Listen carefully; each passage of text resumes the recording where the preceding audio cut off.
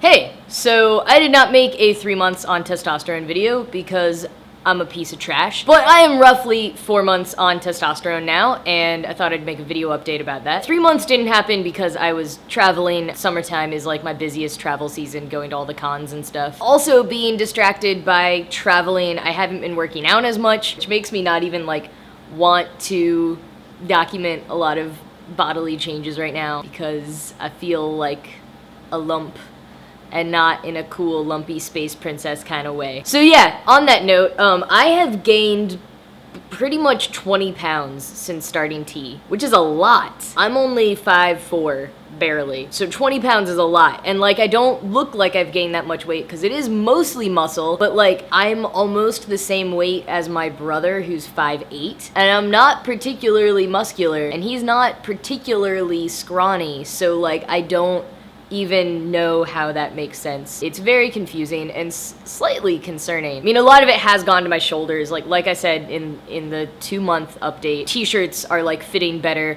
or not fitting anymore. I know it looks like I have no muscle here. This is so embarrassing. But I have like a muscle here that even when I haven't lifted for like 3 weeks, I can still feel a muscle there, and that did not used to be the case. So like, I have substantially gained muscle, and muscle weighs more than fat, so I guess that's where that weight comes from, but it still seems like too much, so I don't know. Some of you were asking for like comparison pictures with like shirts. I don't really have one right now. Maybe I can put in a picture from like LeakyCon last year. I wore a lot of like these same American Apparel extra small shirts, and I was just like drowning in them, and now I think it looks pretty good. I've got a handful of like button-ups and stuff that didn't fit before, and now they fit, so that's really cool. It's fun to fit into your clothes, but I also don't fit into a lot of my clothes, specifically pants. I don't know if it's a result of T or if it's a result of me just not being up to my usual like workout schedule and eating as healthily. I'm really just in an awkward phase of weight, and like my weight's fluctuating a lot, and I'm like in between sizes on stuff. My favorite pair of swim trunks don't fit anymore, and I really liked them, so I had to wear like other swim trunks that are like too big for me and were like falling off when I was swimming. And like at the first con I went to this summer, all the stuff I packed with me like didn't fit anymore, and so for the whole con I kept like running to stores to try and buy clothes, specifically pants that would fit me. And then when I went to VidCon and GeekyCon, a lot of the stuff I brought was kind of too big. I just don't know what to do about clothes right now. But in terms of like weight redistribution that's happening, my waist, so like, you know, the smallest part of my torso, has grown by 2 inches since April, which is pretty cool because like what is supposed to kind of happen is that that part grows out, and then your hips will get a little bit slimmer, and then you got that straight up and down masculine frame. And I hadn't thought that was happening too much, but then I saw a bunch of pictures that like people had taken of me at GeekyCon and was like, hey,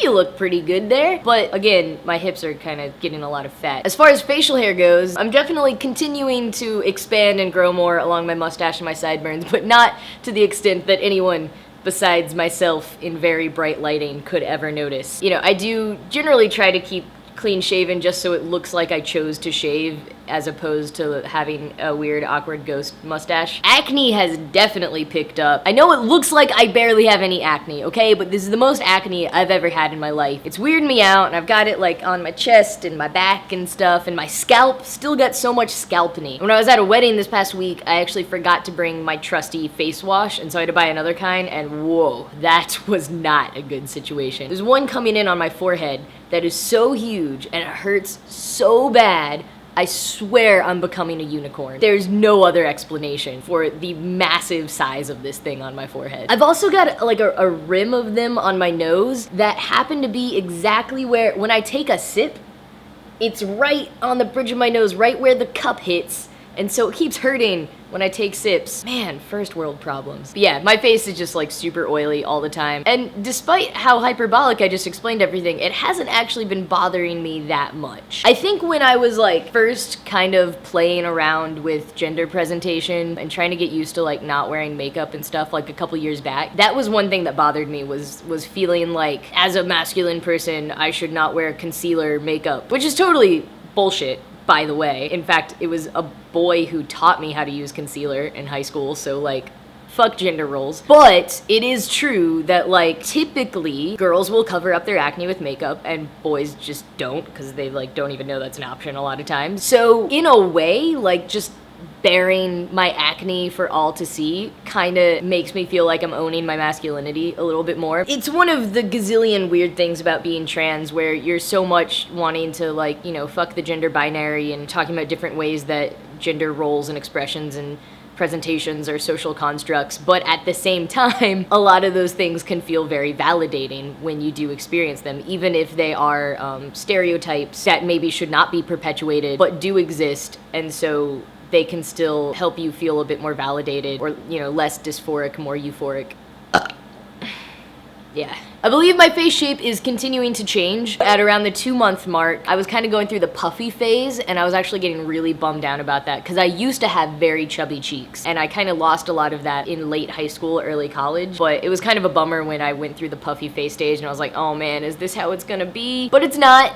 That was just like a stage of my overall face shape changing, and now I really like the shape of my face now. I'm a fan. I like my face. Unicorn horn and all. My voice is definitely dropping still and deeper than the last video on this channel. If you listen to the weekly recordings I do, which I post on my SoundCloud, it sounds like my voice really dropped around like 11 weeks. I actually lost my voice at VidCon, and so for like half of VidCon and all of GeekyCon, I was really straining to be able to say anything at all, and I had like a raspiness to it. So a lot of people kept coming up to me and being like, oh man, your voice has dropped so much, it sounds so good. And I was like, yes, but mostly I just don't have a voice right now. When I lost my voice, I lost like the upper register. So if I tried to make like a high-pitched sound, just no noise came out. But if I talked down here, then I could talk totally fine. And so yes, that is quite low. But oh man, my voice was just a hot mess for about 2 weeks there because like it was cracking from changing, but it was also cracking from having lost it and being sick, and it was just like all over the place. I had no clue what my voice actually sounded like, but it is definitely deeper. I like it. I like being able to feel my voice. I am still doing subcutaneous injections, but I am now doing them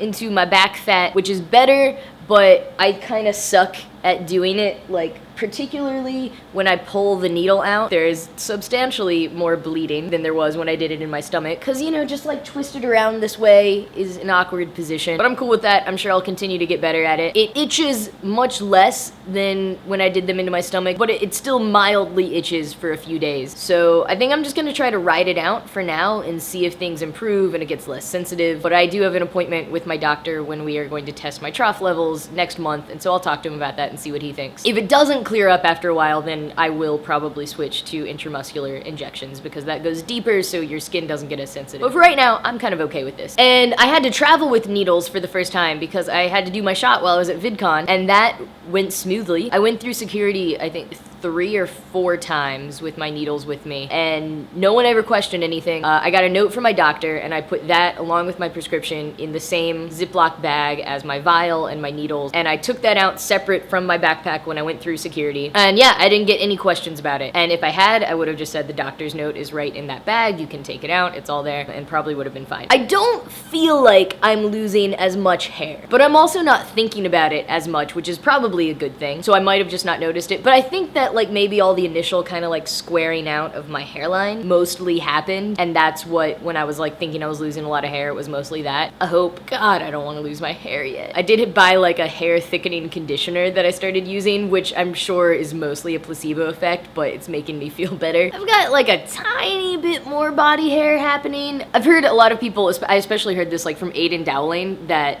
body hair just kind of grows up. It'll like start at like your ankles, through your calves, up your thighs, and then like your stomach, and then your chest, and then your facial hair. And that seems to generally be the pattern that's happening. My shins and my calves have definitely like filled out with a ton of hair. I love it. I like my leg hair. I'm proud of it. I think it still disturbs everyone else who like knew me before I came out, but fuck them. My leg hair is awesome. My thighs, actually, the hair used to be so blonde and fine and sparse that like I didn't even usually like shave my thighs, and now it's substantially darker and more of it. So that's cool. One of the hotels that I stayed at this summer had like outstanding lighting in the bathroom, and so I was noticing hair all over that I'd never seen before. So like I noticed I have a little bit of stomach hair happening, but not enough that you could see it without incredible lighting, so basically nothing. I feel like a lot of transmasculine people who take tea say that they get like that happy trail happening pretty quickly, actually, like one of the first places they get body hair, and I just not at all, which I'm kind of okay with, because if that's foreboding that I'm not gonna have too much chest hair, I will be cool with that. I think I've said this before, I'm just like pretty chill with the idea of not being